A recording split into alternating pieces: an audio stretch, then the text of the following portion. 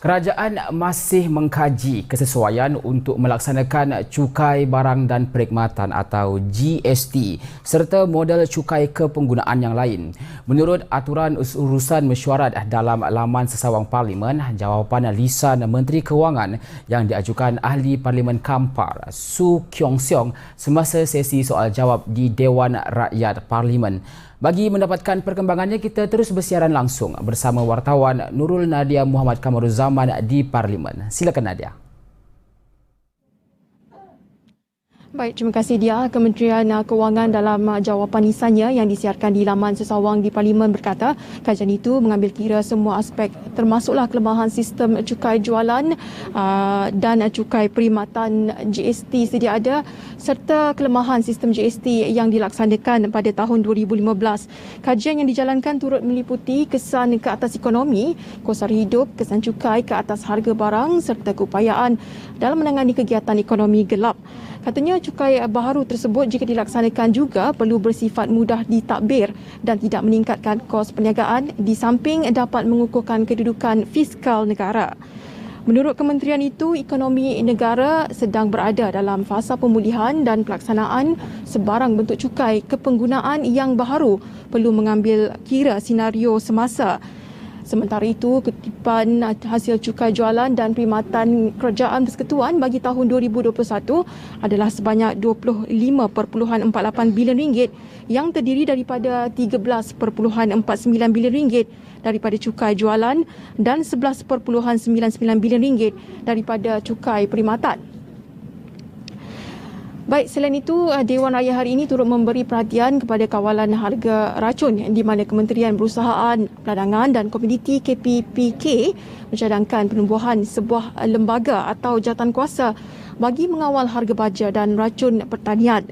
Timbalan Menteri Perusahaan, Perdagangan dan Komoditi Datuk Billy Mogin memberitahu Dewan Rakyat tadi berkata kerajaan perlu melihat untuk mewujudkan lembaga atau jawatankuasa untuk berbincang dengan negara-negara pengeluar sumber bahan mentah untuk membuat baja bagi mendapatkan harga racun dan baja yang lebih baik.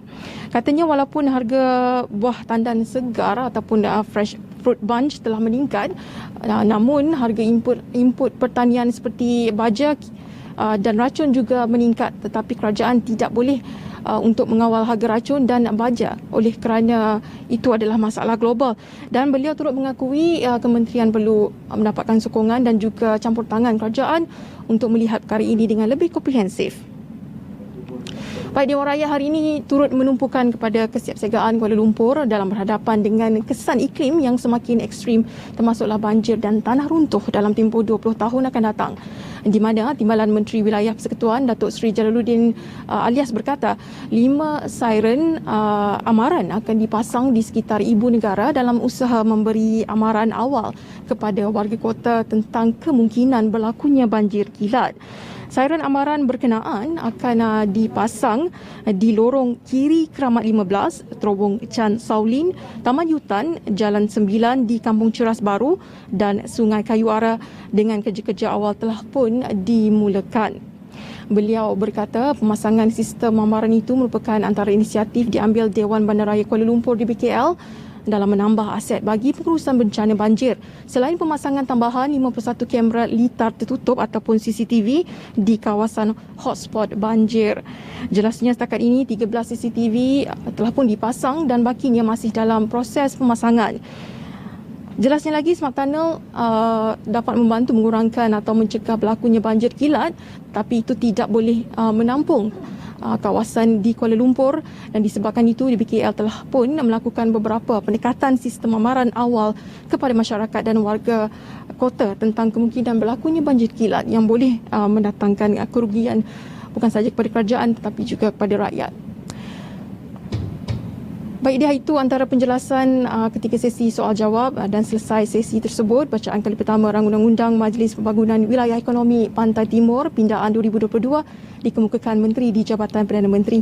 Turut dijangka menjadi tumpuan adalah sesi bacaan kali kedua Rang Undang-Undang Perlembagaan Pindaan 2022, Rang Undang-Undang Perhutanan Negara Pindaan 2022 dan Rang Undang-Undang Pencegahan dan Pengawalan Penyakit Berjangkit Pindaan 2021. Baik, untuk itu sekian laporan saya di Parlimen. Teruskan menonton Bernama TV untuk mengetahui perkembangan di Dewan Rakyat pada pukul 4 petang nanti. Untuk itu kembali kepada dia di Wisma Bernama.